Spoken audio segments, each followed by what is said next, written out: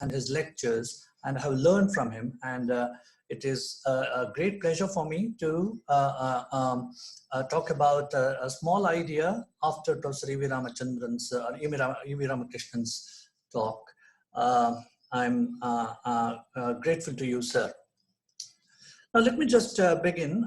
Before I begin, let me just talk about this technicality. There might be issues concerning the power fluctuation on the campus here in EFLU.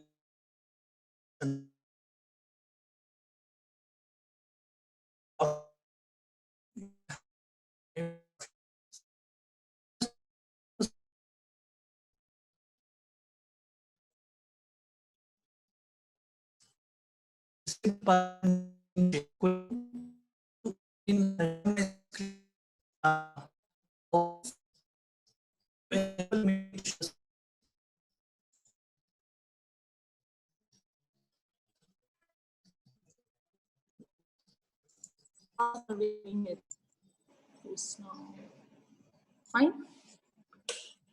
Now it still doesn't allow me to share the screen. It says host disabled participant screen sharing. Yeah. 1 second, sir. Yeah, no problem. The organizers told me that this is a conference. Can you please try now, sir? Yes. No, still it doesn't allow me. I do not know the reason. It just doesn't allow me to share the screen. Host disabled participant screen sharing. That's what it says. You may have to grant permission only to me. So.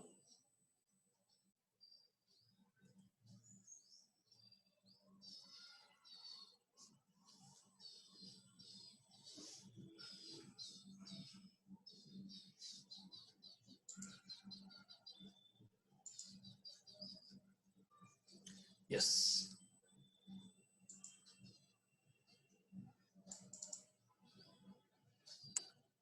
Is my screen visible?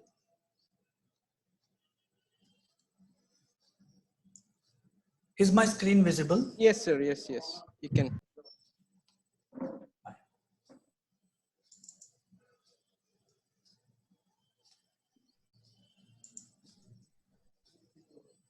Okay. I'm told by the organizers that this conference is constituted by mostly students and research scholars. And keeping that in mind, I have tried to structure the presentation. It is something like this. It is directed towards research scholars and students who are interested in the idea of comparative literature and the global south. I have tried to simplify it and try to reach out to the research scholars and students who would be interested to elaborate more on these ideas. So the title of my presentation is something like this: Comparative Literature and the Global South, Perspectives and Possibilities. Now, first we will deliberate upon the idea of comparative literature and the connection that must be there, that seems to be there between the global south and comparative literature. And we will look into some of the important perspectives and theoretical possibilities and future promises with respect to comparative literature and global south. That seems to be the connection. Traditionally, Professor EVR will agree with me that comparative literature has been seen as I should say, as a Eurocentric discipline, because basically the schools that came up in comparative literature were the French school, the German school, and of course Americans also played a very important role. To reach out to the global south, comparative literature has to adopt a few strategies and a few new directions, and that is the central concern here with respect to I'm trying to create a marriage, as it were, between comparative literature and the global south here, and trying to make it also very simple so that our research scholars and students will be in a position to participate in these ideas. Okay. The contents of my presentation is something like this. We will begin by understanding a very, very basic and elementary question like what is comparative literature? We will try to look into this question. What do we mean by comparative literature and what are the important aspects? One of the important intentions of my presentation is also to invite you to understand comparative literature if you're initiated to the idea of comparative literature, please, this will be something inviting you to look into these aspects of comparative literature. And I'm advertising my department also in this presentation. I have nothing to hide. So next, significant aspects of comparative literature. So that we can talk about the significant, interesting aspects of comparative literature. I will talk about that in the second section of my presentation. What makes comparative literature unique, and what are the important aspects of comparative literature which students should pay attention to. So these are some questions that I would like to inquire here in my second point. The third is, how do we understand the term Global South?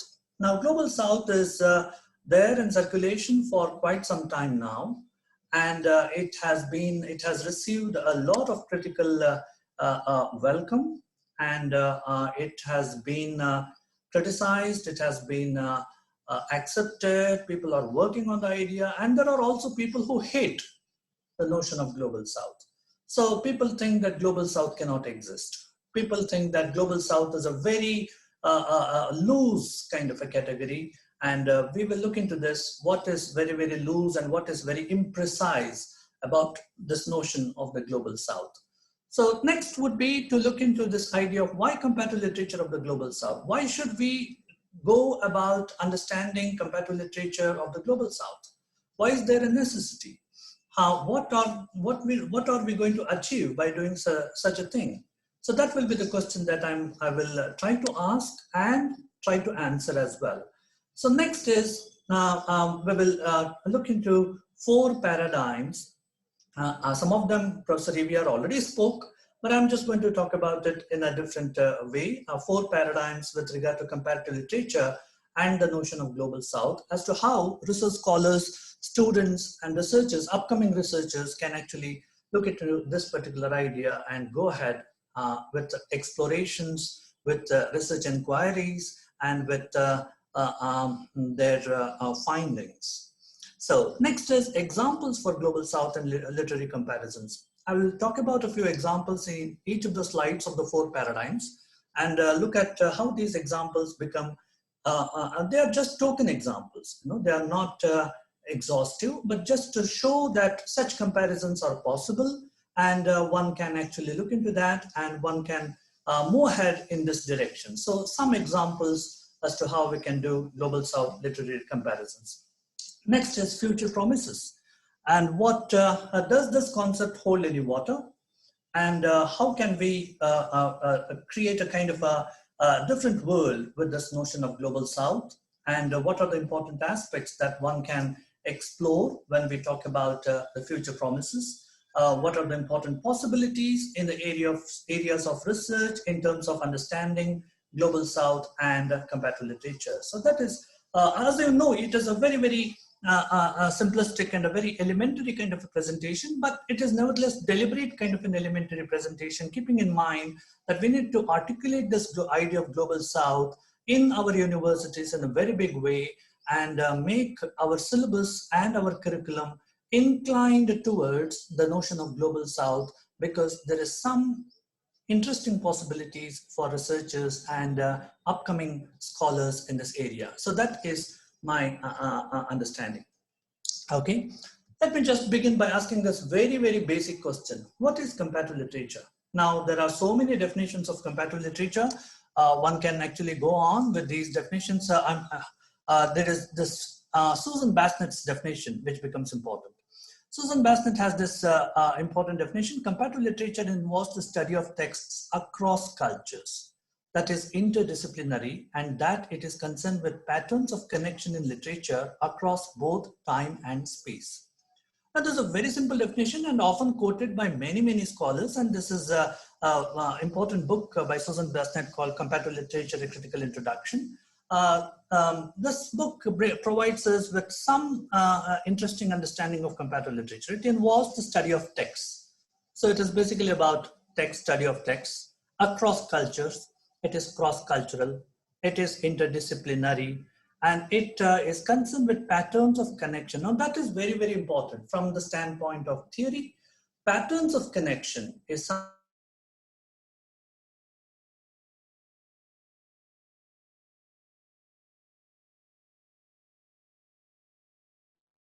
Hello, sir. Hello.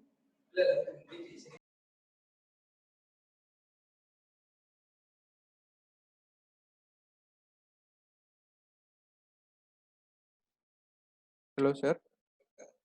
Yeah. We will wait. I think it's a technical issue in the university.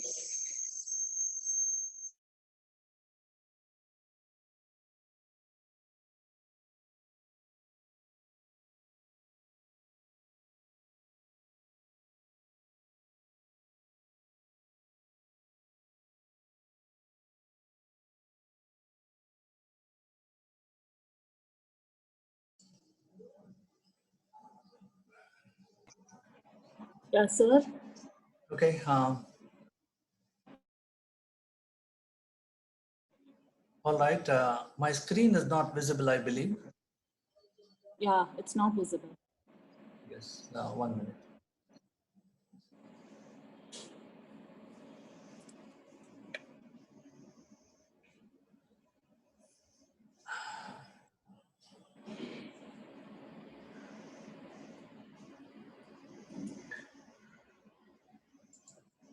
Is it visible? No? No, sir. Okay. So sorry about it. Yeah, it's fine, sir.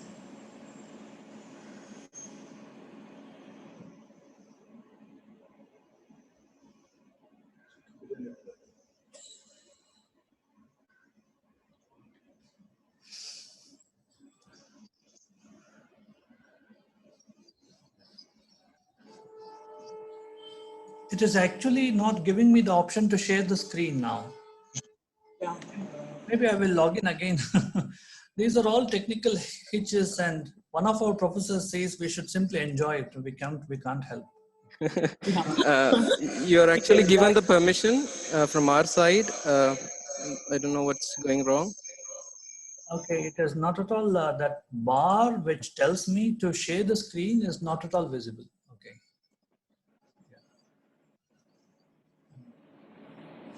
Sir, you may please just click on the screen anywhere, then it might pop up. Yeah. I'm doing it.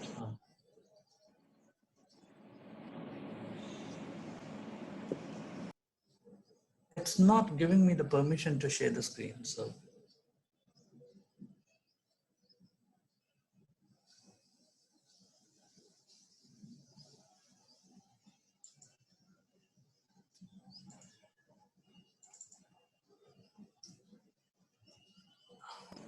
Now it's okay, sir.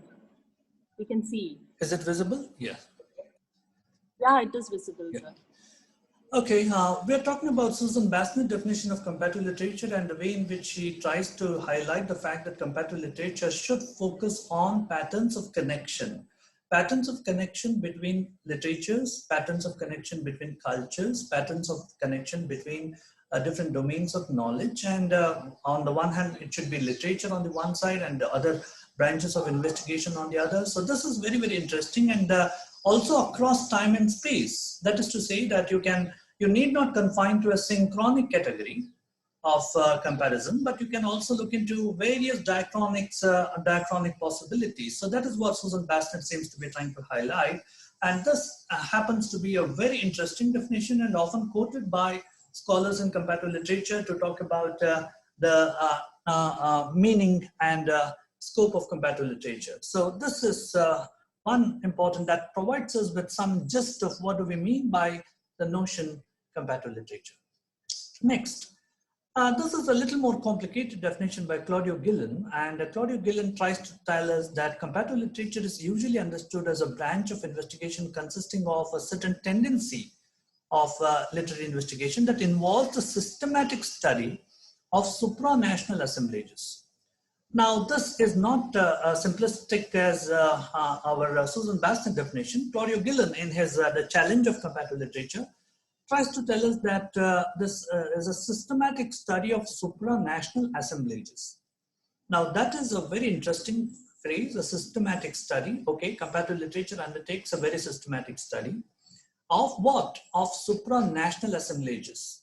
Now, what is supranational assemblages? Now, something which is beyond the confines of a nation, something which is beyond, something which is over and above nation. So, identities cannot be simply national identities. Rituals, customs, manners, traditions, dialects, etc. cannot be confined to a particular nation. There's this whole discourse about the fourth world, where you have different kinds of ideas that are coming up with respect to, where national boundaries are not at all important. So comparative literature does not pay attention so much to the national boundaries and talk about national identities, but it rather looks into this supranational assemblages. Much later, people talked about transnationalism, etc., etc. But here was a clue which he actually provides us when he talks about supranational, certain things which are over and above nation, certain things which are beyond the confinements of a nation. Even the power of the nation cannot stop them from, spilling over, so to say, spilling over. It spills over to other cultures, other traditions, other ideas, etc., etc. So that is what a supranational assemblages actually refer to. These are assemblages in the sense they are also certain things which are overlapping. They assemble, and upon them they assemble again, and then there is assembling. So this is a kind of an overlapping and a very interesting kind of a concoction. So this is what Claudio Gillen tries to tell us when he defines comparative literature. So comparative literature is concerned about literary investigation, of course, but at the same time it is concerned about the relationship between literature and the various kinds of supranational assemblages. So this is very, very interesting and very, very important for us to understand when we talk about a definition of comparative literature. Next, so the significant aspects of comparative literature. Now, it is of course an interdisciplinary field of inquiry, and it is not confined to literature alone, but it is also confined. It includes other branches of investigation. H.H. Remark is another scholar in comparative literature who says that comparative literature is literature on the one hand and philosophy, other kinds of theories on the other. So there's a kind of a connection that comparative literature seems to be establishing between literature and other branches of investigation, other branches of knowledge. So that is interdisciplinary field of inquiry. It is interdisciplinary. It is not confined to literature alone. So cross-cultural investigation of literary phenomena. It is a cross-cultural investigation in the sense that it takes two or more cultures into consideration. So comparative literature is always cross-cultural. So that is something which we may have to pay attention to. So there is nothing like a monocultural thing when we talk about comparative literature, because comparative literature always believes in dia. Just as Bakhtin was talking about dialogue and dialogism, I believe comparative literature is the most dialogic form of investigation. So it's cross-cultural investigation of literary phenomena. It inquires into literature across spatial and temporal categories. Okay, there will be an interesting side of a kind of a comparison if one were to do comparative analysis of Aristotle and Derrida. Now they were in two different time situations, right? Or say, for example, Bharata and Derrida. So Bharata's Natya Shastra and Derrida, for example, if we were to look into that, or the several texts that are there in Perso-Arabian poetics, we will, or in the Tamil poetics, we will take that and try to compare with some of those literary theorists of the West. Then it will be a kind of a comparative inquiry which crosses space and time. So comparative literature is very vast in that. So it is very huge and vast. There's an emphasis on plurality. Comparative literature emphasizes plural situations, and one of the central metaphors in comparative literature is this notion of difference. So people understand comparative literature as simply talking about similarity. This literature is similar, this literature is similar, let us compare it. It is not like that. It emphasizes pluralism. It talks about various kinds of differences that are there across cultures. So it talks about not sameness, but similarity and differences. So it talks about pluralism, okay? And one of the most important ideas in the 20th century is that why comparative literature becomes very significant is it provides space for different kinds of literary phenomena that are there across the globe. Seeks to establish patterns of connection. We talked about it. It tries to establish connections when the connections are not obviously visible. So it tries to establish connections and tries to tell us that there are very important things which are happening with respect to this phenomena. So it seeks to establish patterns of connections across literary phenomena, cross-culturally and internationally. Yeah.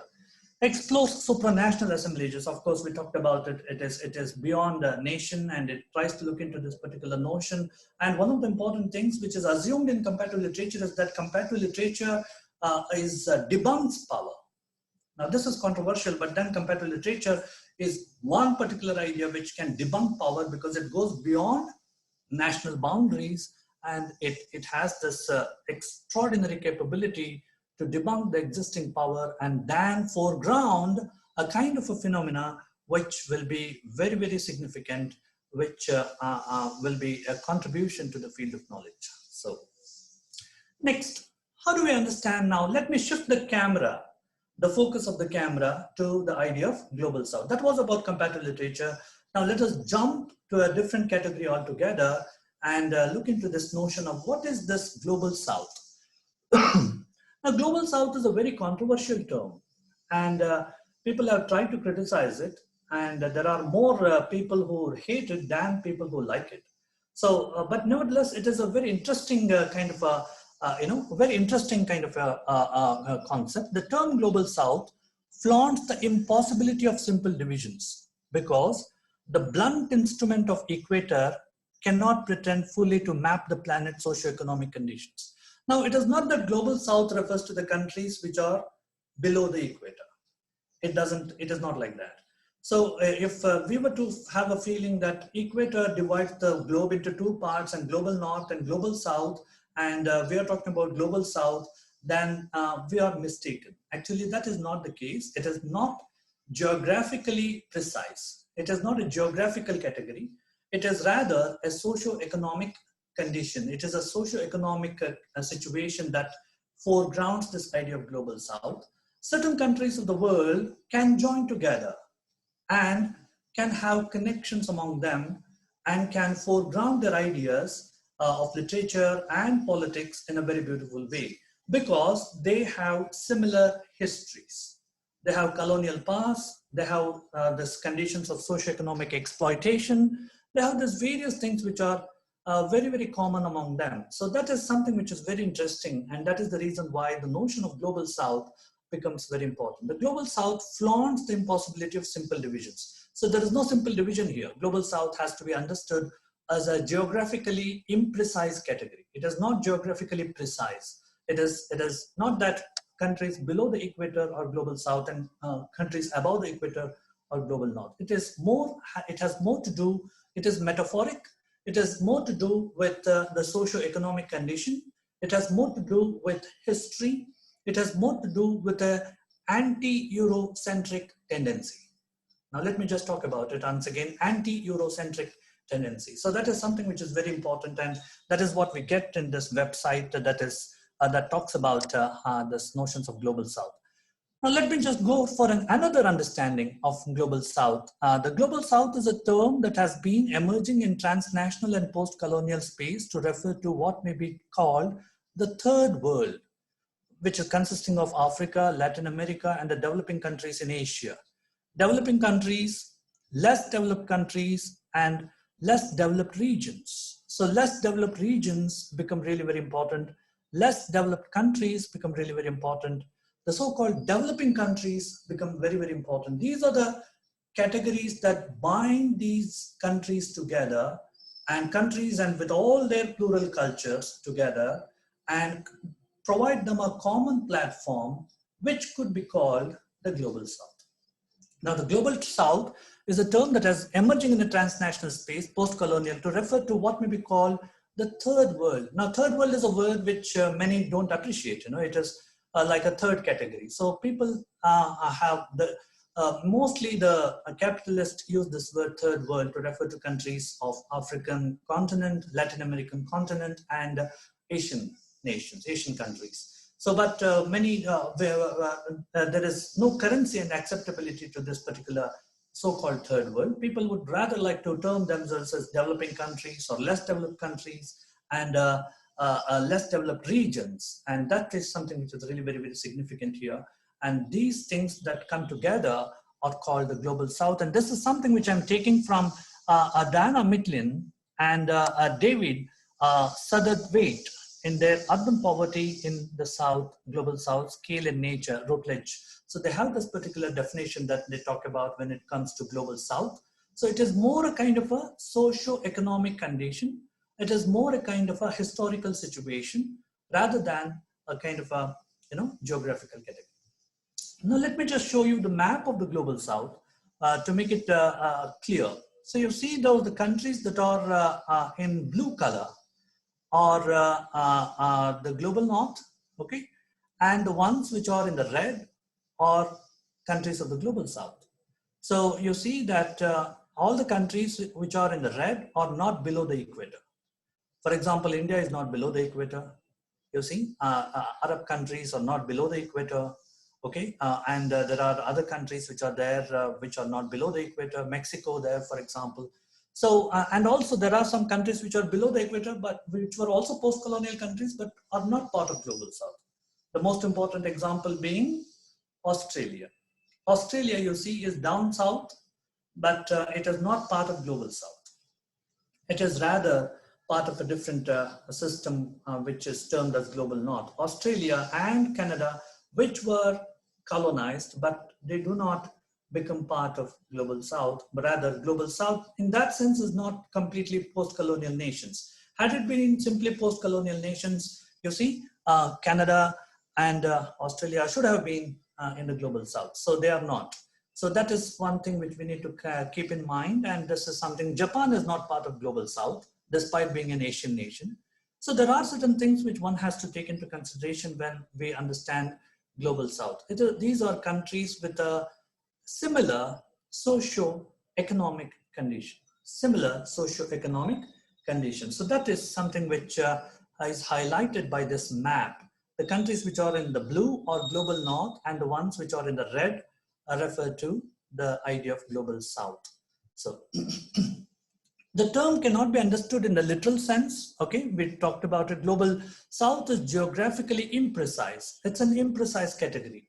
So it is not possible for us to identify it in a concrete manner. So we are just trying to sketch it out and trying to understand it in the global map. So it is geographically imprecise. Global South is basically a mentality or a philosophical idea about the once poor countries. So the countries, it's a philosophical idea, it's a mentality. It is more a kind of a mentality than a geographical reality. So it is more a kind of a mentality that seems to be important here in the context of Global South. So next is the term refers to the less developed countries, underdeveloped countries, once colonized countries, of course, not all of them, which were on the path of economic prosperity and empowerment. So they are all now on the path of economic prosperity. Now they are actually trying to challenge the Global North. Now they are trying to bring in certain kinds of new situations within their conditions and trying to challenge the white capitalist North. So the Global South basically have not been traditionally speaking capitalist economies. Of course, you can say that China is no longer a capitalist economy, no longer an anti-capitalist economy. There are problems with the term repeatedly.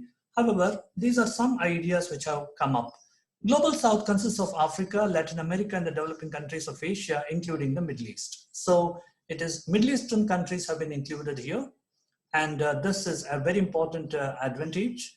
It makes it more concrete and it makes it more, it provides a kind of a strong resistance in terms of countering the Global North. So it is in stark contrast with the countries of the Global North, comprising white capitalist economies such as the Western European countries and the USA. So I have talked about it. So we have seen that also in the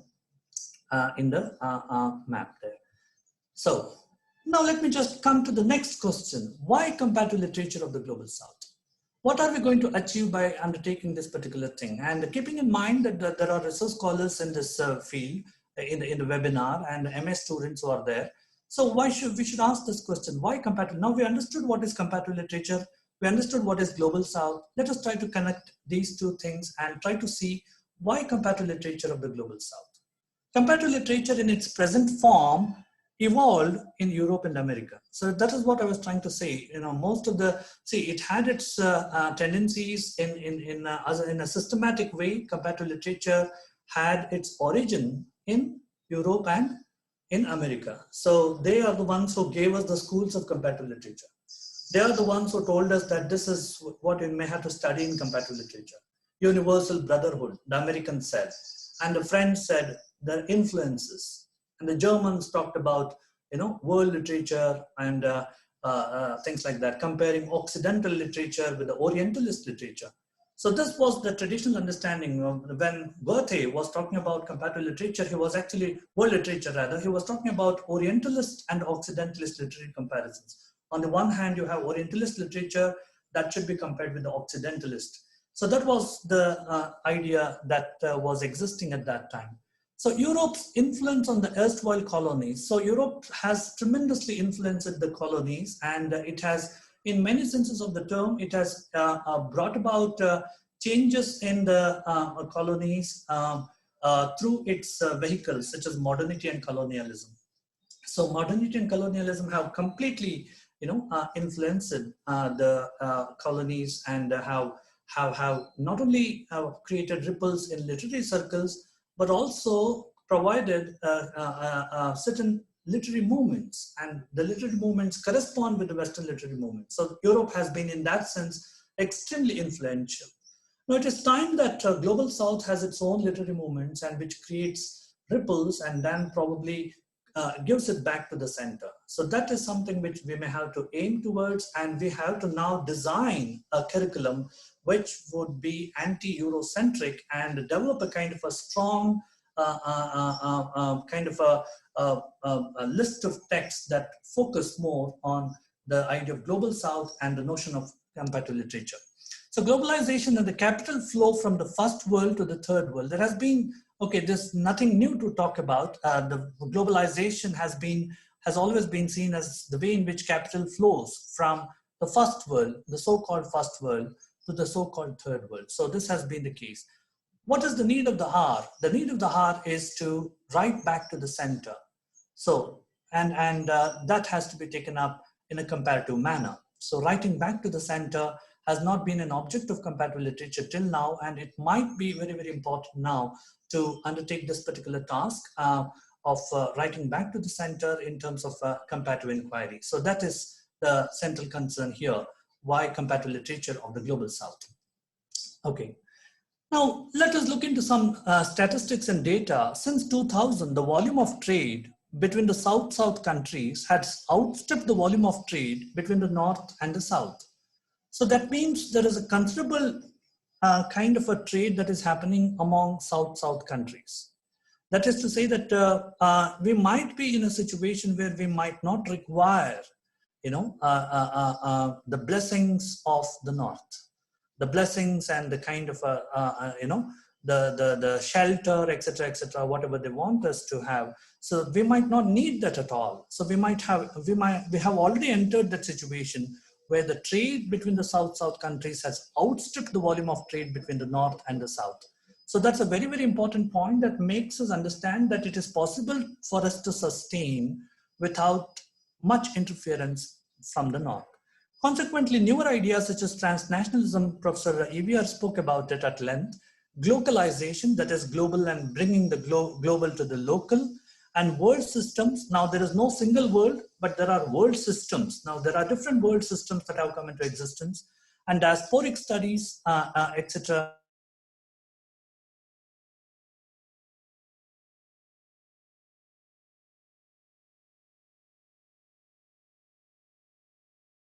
is changing in even rapider manner. So it is faster manner rather. So this is what we see. It is the world systems theories have come into existence. Now, there are different kinds of world systems that have come into existence, and it is really very important to look at each world from the perspective of the other. Now, this is what Gugi Watyongo talks about in his Global Ethics. Now, he's a very important theorist of the global south, so to say. He would like to look at the global north from the perspective of the global south, from the perspective of another, the perspective of the other. So there is a global ethical imagination that has come into existence, which is tremendously contributing to the understanding of the literatures. So a deeper inquiry into the writings of Latinos, Africans, and Asians has been envisaged. So now there is a deeper inquiry. It is not simply colonial. All the time we have been talking about colonization, but now there are different ideas that one can actually discuss. So that has come into existence. A necessity to understand the literary cultures that foregrounds dialogue between the so-called less developed countries has emerged. So there is a necessity to have a dialogue between the so-called less developed countries. So that is something which is really very important, and it has come up in a very big way in the present scenario. A desire to develop a literary strategy that accommodates the sensibilities and aspirations of colored people. Now, you see, Global North is mostly constituted by the whites, and Global South is a conglomeration of colors, the black, the yellows, and the colored people. So this is an important strategy that brings these people together, and there could be an effective understanding of the literatures that emerge from these colored people. So that is an important idea here. Next, let me talk about the four paradigms, four comparative paradigms for literature of the from the global south. There could be four paradigms on the basis of which we can undertake a comparative inquiry of the literatures from the global south. The first is history. History is something which is there. They share certain similar socio-political histories. All the nations, all the countries of the global south have the histories of exploitation. All the countries of the global south, either by the colonizers or by some other agent. So there is a history which is of bloodshed, history of a kind of complete vanishing of knowledge sometimes, and the oral cultures, etc., have completely vanished because of the invasion of the colonizer. So there is a common history that all the countries of the global south, similar, I should say, not common, similar histories which the countries of the global south share. Next is unthinking Eurocentrism. Now, there is a very important tendency in the literatures of the global south to unthink Eurocentric understanding and come out of the clutches of the Eurocentric understanding and come out with a new strategy to write literatures. In fact, the writers have been doing it much before the theorists could talk about it. So we will talk about it there. And the tricontinental comparison, which is basically comparison of the three continents, Latin America, Africa, and Asia. Then the double culturation and the diaspora situation. So there is a notion of double culturation which is actually happening. So there is not simple one culture, but two major identifiable cultures could be seen, and the diaspora studies is actually contributing to this. So in a very big way. So that is, these are the four paradigms that one can actually think of. Now let us take up each one of them in some detail. The burden of history. Now Rajeshwari Sundarajan, a major scholar, has this thing to say with respect to history. Even if freed of the geographical fixity, doesn't the South carry the burden of history? History too, it seems, with its identification with the phase of decolonization and the idea of third world, is rapidly yielding earlier meanings in the pressures and process of globalization. So now what is important here is to see that she is trying to say that all the countries of the so-called South are carrying this notion of history. There is this burden of history that they carry. And there is this burden of history brings them together. That's the reason why these countries become sister nations, sister countries. So it seems with its identification that the phase of decolonization might be over, that colonization might be over, but then this particular notion of history brings them together.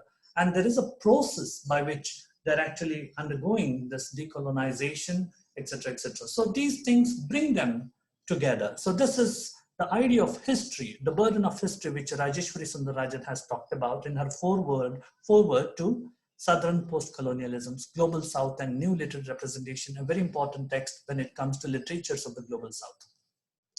So the countries of the Global South share similar histories, of course.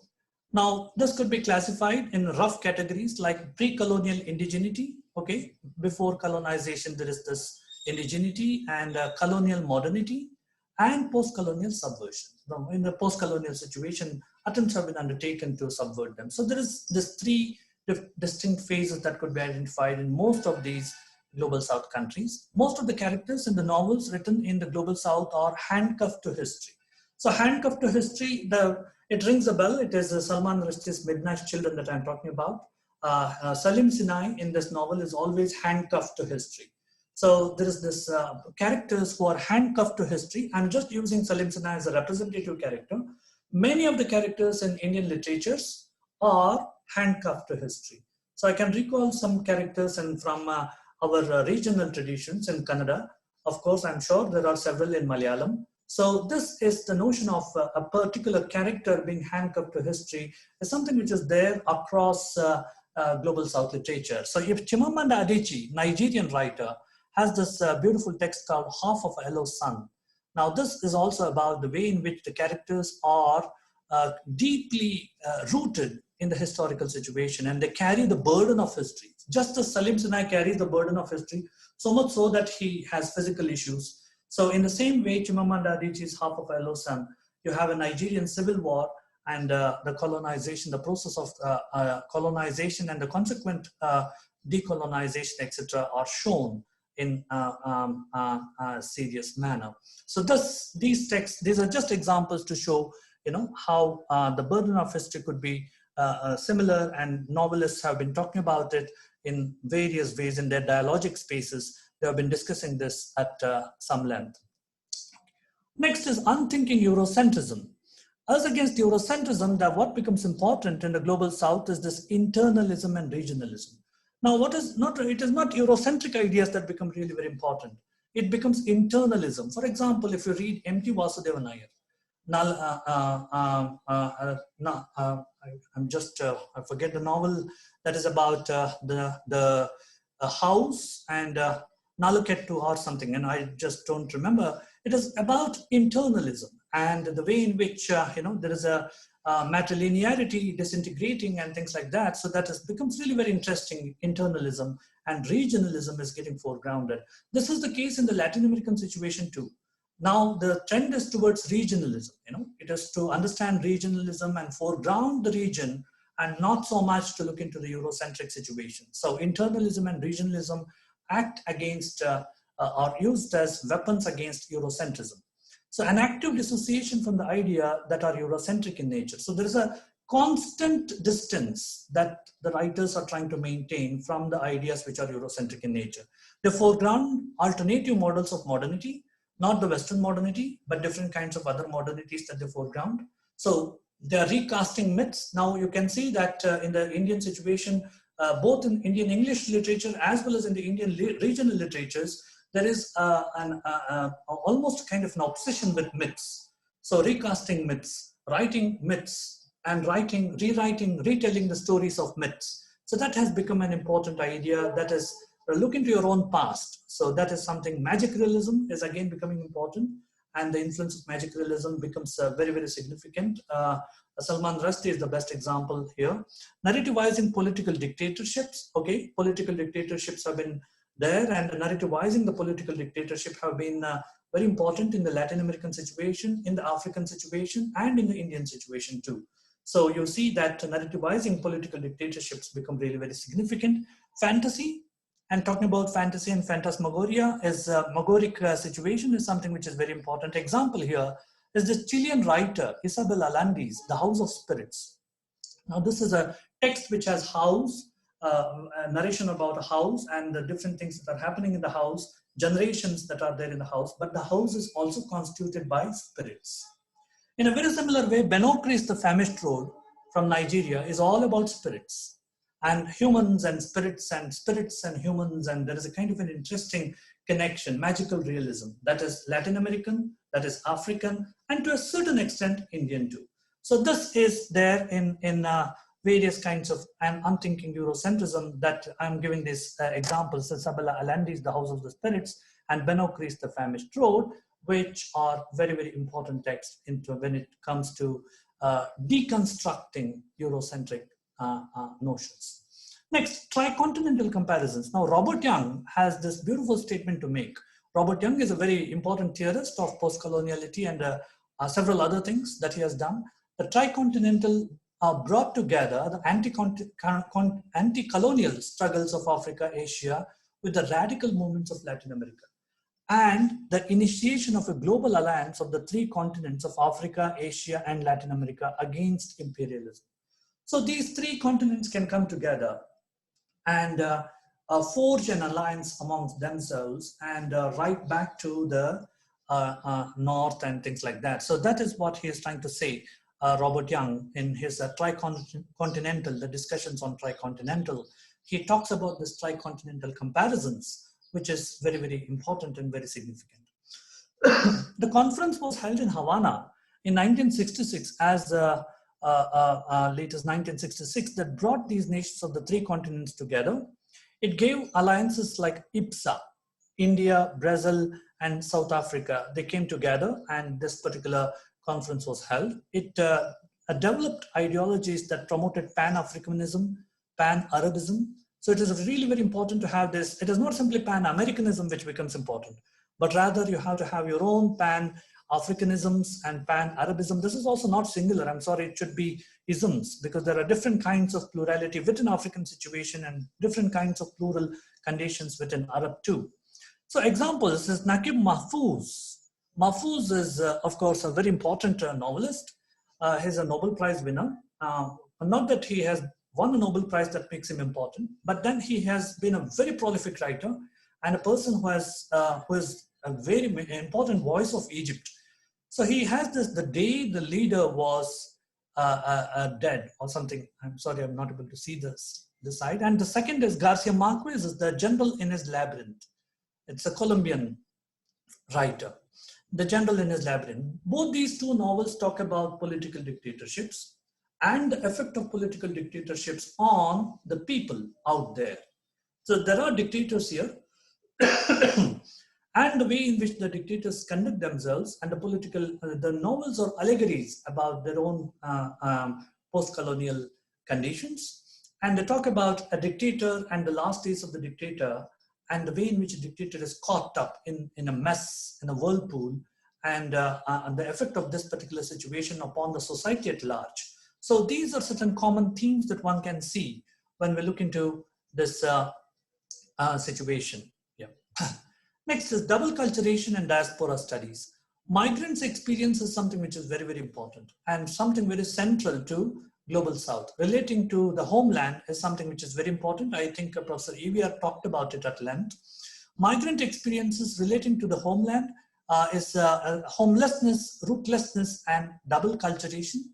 So they go through these situations of homelessness, rootlessness, and double culturation. That is, there are at least two identifiable cultures, though there are several other things that are there. So this is something which is emerging in the Global South in a very big way. For examples in this direction is Michael Ondaatje's Anil's Ghost. Now this is, the protagonist in this novel is a Sri Lankan born. She then goes to Britain, then she goes to America, then she comes back to Sri Lanka to undertake a kind of a forensic inquiry into the massive kind of genocides that are happening there in Sri Lanka. So that's a very important novel, a very interesting text. In a similar way, you have Inam Kachashi, the American granddaughter. So this is an Iraqi novelist who goes to America, and then an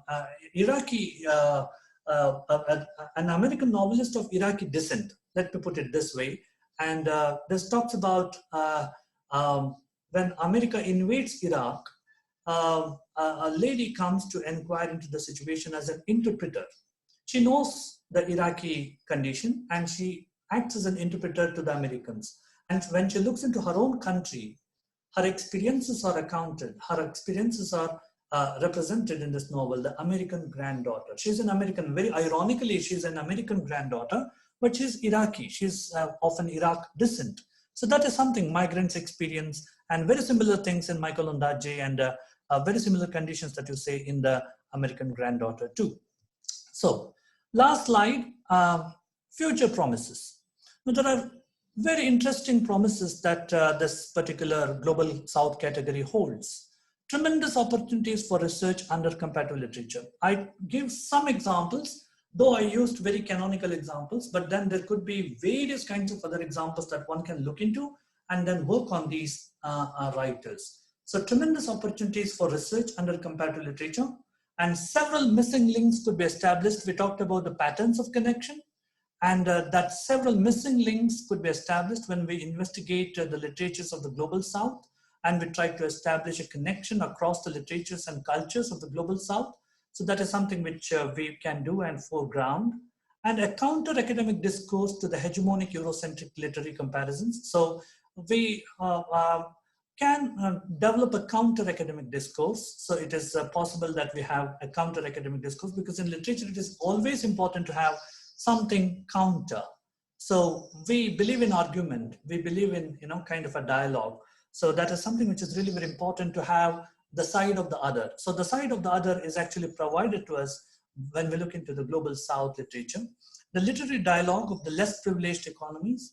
So one should actually talk about it in the capitalist and in the Marxist sense of the less privileged economies, and why can't they come together and have a literary dialogue between them.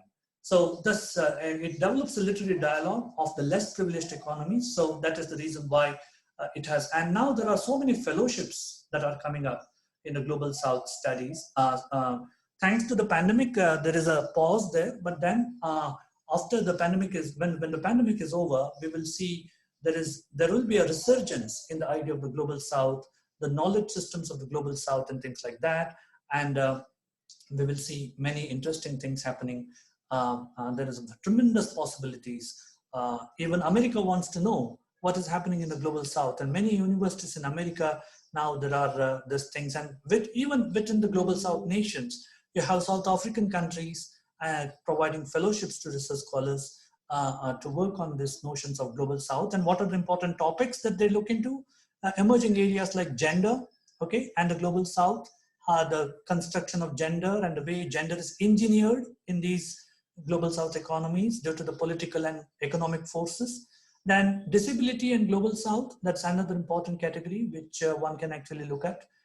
Terror and trauma in the Global South, because most of the countries of the Global South have undergone certain episodes of terror and trauma. Though they have not been very, very vocal, but there are certain inhibited traumas that are there in the Global South nations, and one has to talk about it at length and analyze and understand that. The literary humanities of the Global South, they develop a different kind of a humanities in the Global South as against the Global North. So their understanding comes from their own soil. So their understanding of knowledge, etc., comes from their own situation. So that is the humanities of the Global South. Oral literatures of the Global South. So orality is something which is very, very interesting. And oral situations, one can actually look into this oral situation, orality, and look at the promises that oral literatures hold in the context of the Global South situation. So these are some examples. These are not exhaustive, as I said. These are just a few examples that one can look at when we talk about future promises of the Global South. So with that, I conclude. Thank you very much for being patient listeners. I will now conclude and open it for discussions and things like that. So thank you. Thank you, sir. That was, hope I'm audible.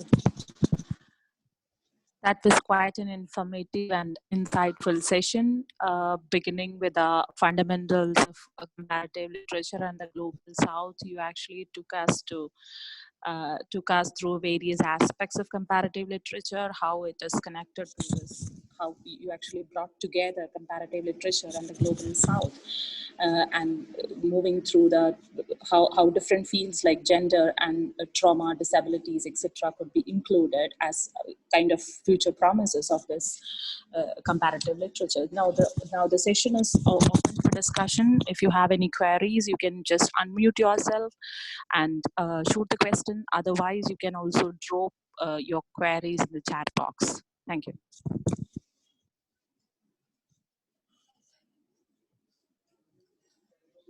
Yeah. Hello, sir. There are so many questions in the chat box.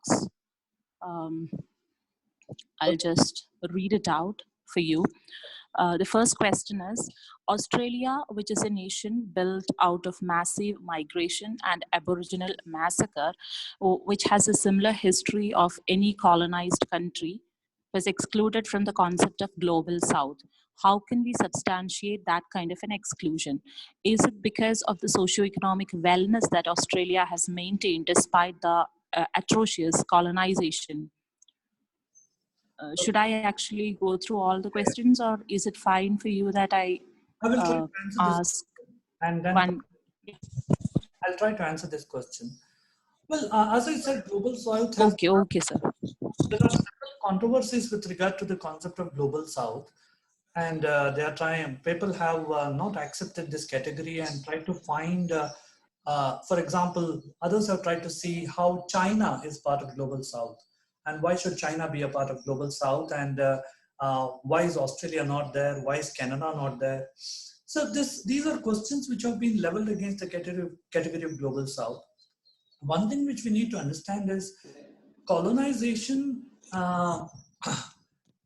Colonization in the Australian situation was very, very different.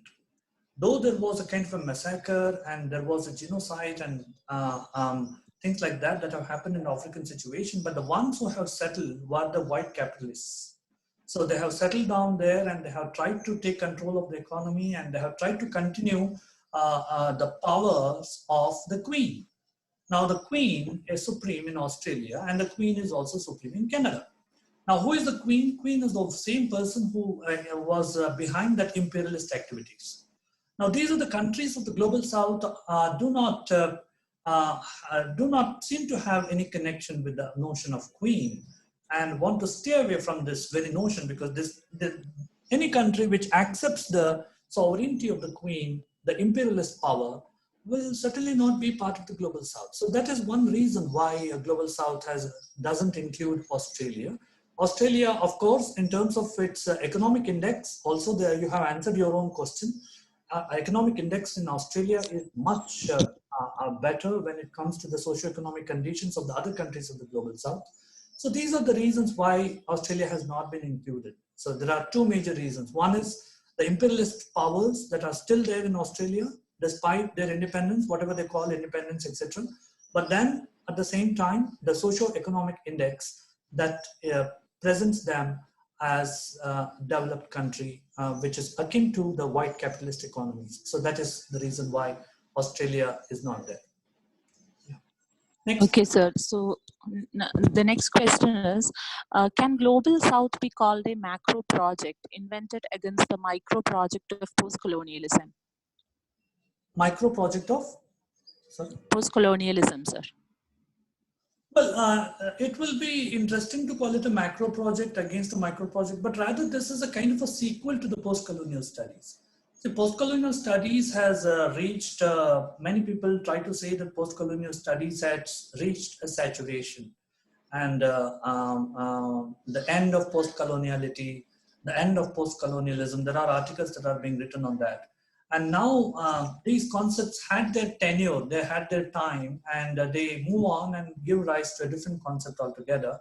So Global South comes as a sequel to post-colonial studies. I do not know whether it can be called a macro project, but certainly this is a very interesting idea, and where one can look at various kinds of situations here and understand and analyze. It holds tremendous promises and tremendous potentiality.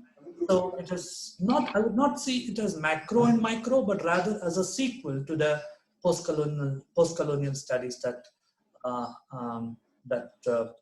was ruling the roost in the 80s, 90s, and early 2000s. Yeah. Thank you. I hope I'm. Yeah. So the next question is, The next question is, isn't the term Global South an attempt to marginalize the specific geographical locations as against the dominant Eurocentric nations? Marginalized? No, I don't. Sir, isn't the term, Yeah, please go ahead. you didn't get the question, sir?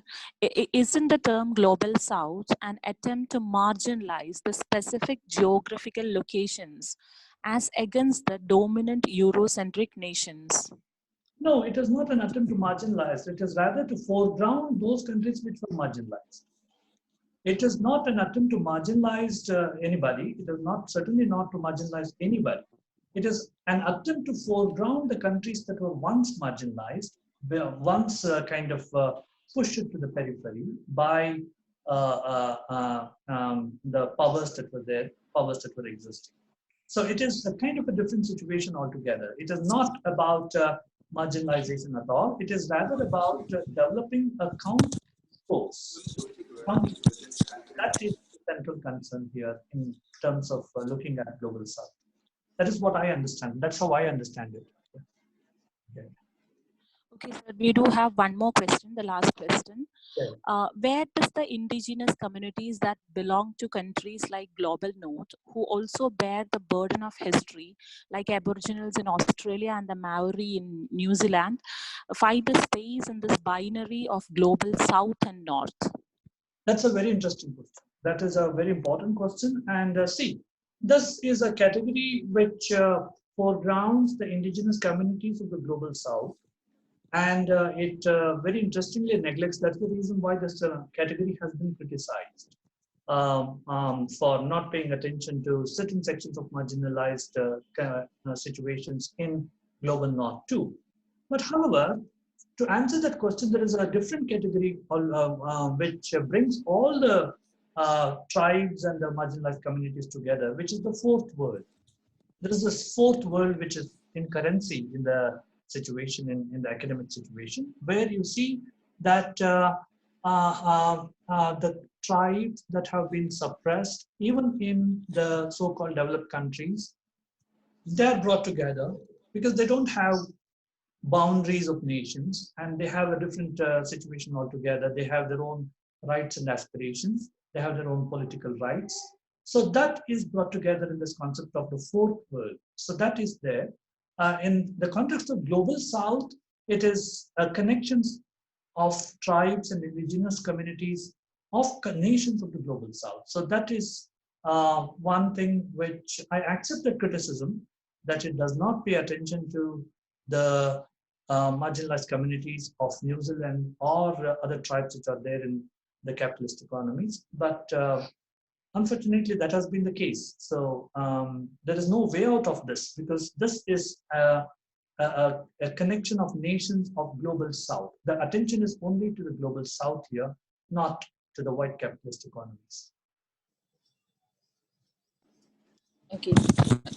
Thank you, sir. It was really a very good